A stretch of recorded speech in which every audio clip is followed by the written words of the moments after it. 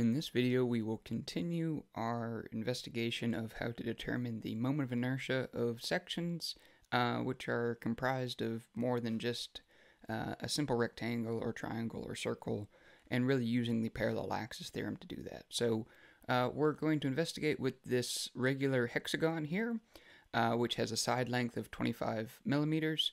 So it's total, tip-to-tip height of 50 millimeters, and then edge-to-edge width of 43.3, and we've got some of the rest of the geometry there.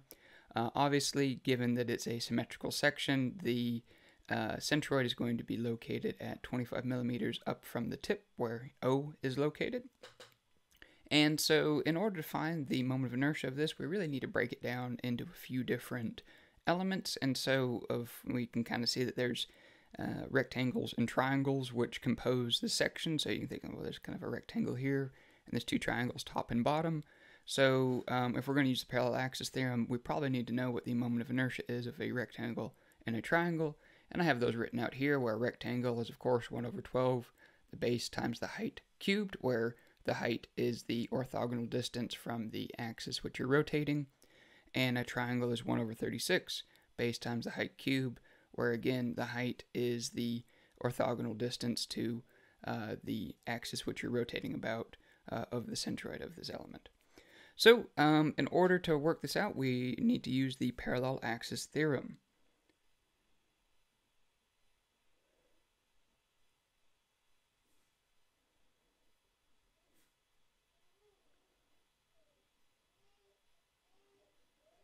And of course, the parallel axis theorem is just saying that the total moment of inertia is going to be equal to the sum of the moment of inertia of each small portion about its own centroid, plus the area of a small portion of the total section, multiplied by the distance of that centroid of that small portion to the centroid of the entire section. So let's draw this out pictorially, how we're going to work through the determining out what these sums are.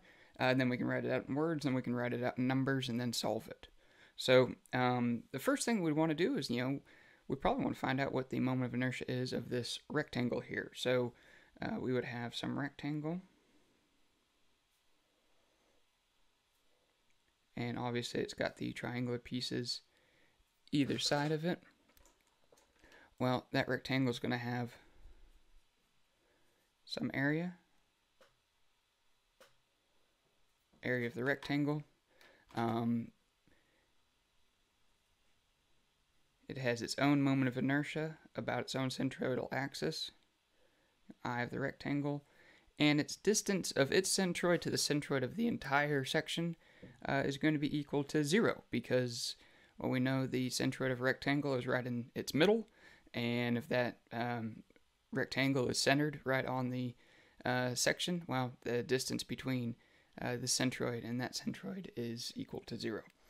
And we might as well just put some dimensions on here. We know our width is going to be, our height is going to be 25 millimeters, because that's the side length, and it's got a width of 43.3 millimeters. So that's our first portion, and then we have, obviously two triangles here, so we're going to add the top triangle.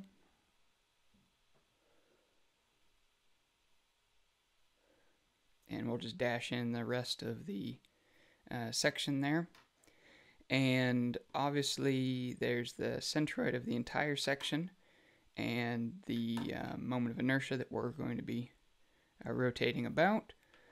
And then there is the centroid of the rectangle itself. And the distance between those two is going to be d of the triangle.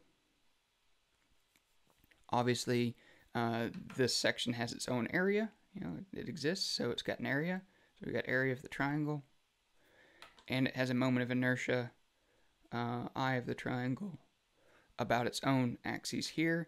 And again, we'll put some dimensions on here where we're 43.3 wide and 12.5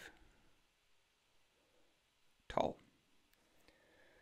All right, and then finally, this is our, two pieces of the hexagon, and we need to add in this bottom triangle down here.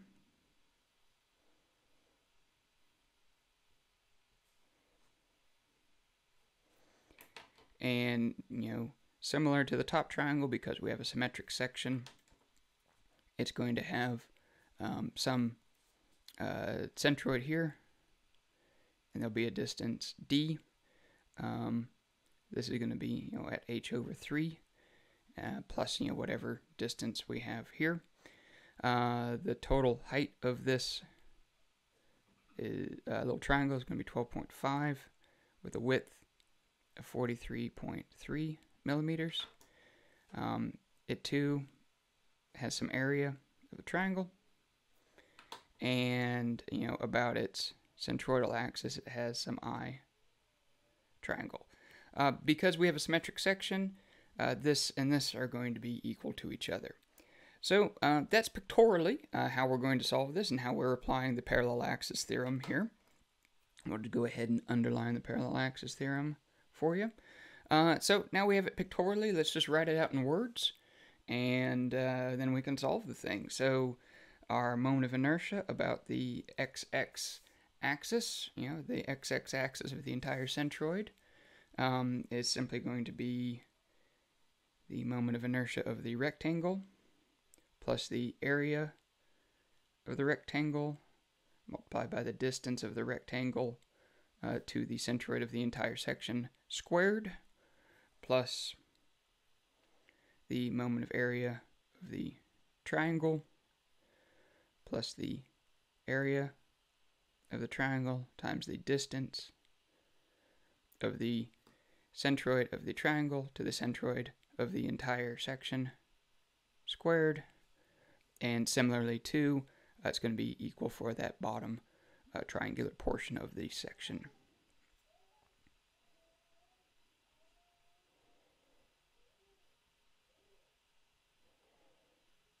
There we go. So let's just work out what all of these values are. I mean, if we've got what the moment of inertia is for each of these little portions, and we know the areas, and we can work out these distances, and we have everything we need to determine the moment of inertia. So the moment of inertia of this rectangle will just be 1 over 12 multiplied by the base, which is 43.3 millimeters, multiplied by the height, which is 25 cubed, plus the area, which is simply going to be 43.3 times 25, times the distance. And again, as we already said, the distance between the centroid of this rectangle to the centroid of the entire section is 0 because they're right on top of each other. So this portion, crashes down to 0.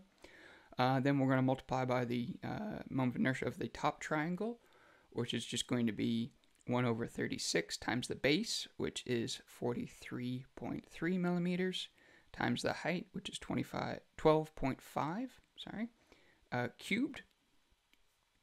And then we're going to add the area of the triangle, which is simply 1/2 times the base times the height, which is 1/2 times 43.3 times 12.5, multiplied by the distance between this centroid and the total centroid squared.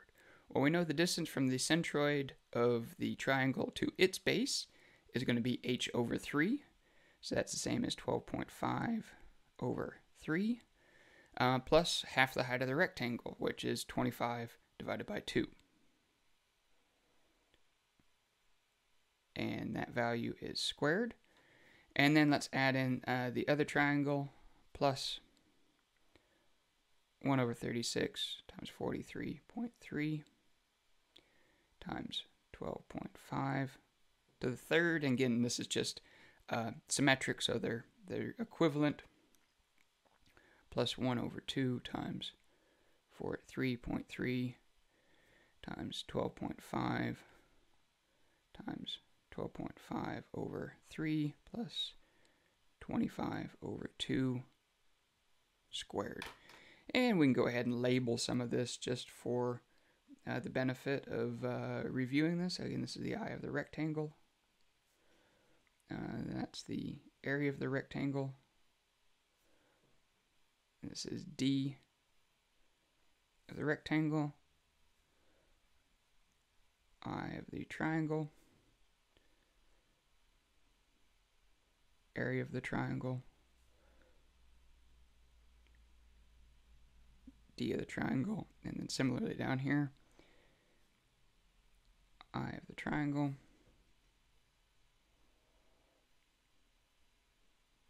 A area of the triangle, D of the triangle. All right, well, we now have everything. We just need to work through the arithmetic.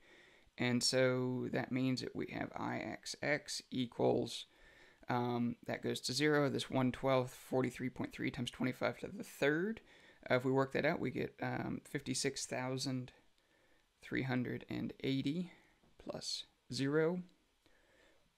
Plus, if we work out the triangular portion, the moment of inertia about its own centroid is going to be 2,349 millimeters to the fourth, plus the AD squared portion works out to 75,174.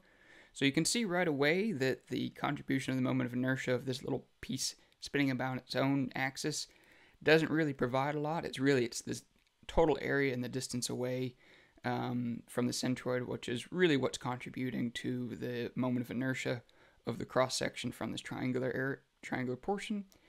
And similarly too, down here, because the bottom is symmetric, we end up with these same numbers, 2,349 plus 75,174. We crunch all of those numbers, we get Ixx equals 2.11 times 10 to the 5th millimeters to the 4th. And so hopefully you can see, oops, sorry, I sort of lost you on the page there.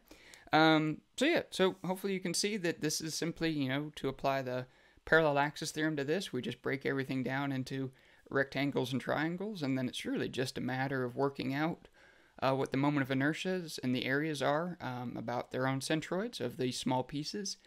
And then really the only trick comes down to, working out the distance between the centroid of a given piece to the centroid of the section that we care about. And that's only if we're using the centroid as the axis which we're rotating about, which for most cases, if we're calculating bending stress, that's what we're going to do. So as you can see, sort of work that out, and then we can simply just plug and chug our numbers, and if we just follow through this sort of step-by-step procedure and we're careful with our arithmetic, it's really hard to go wrong there. So I hope you found that helpful in being able to determine the moment of inertia of a regular hexagon. So with that, thanks for watching.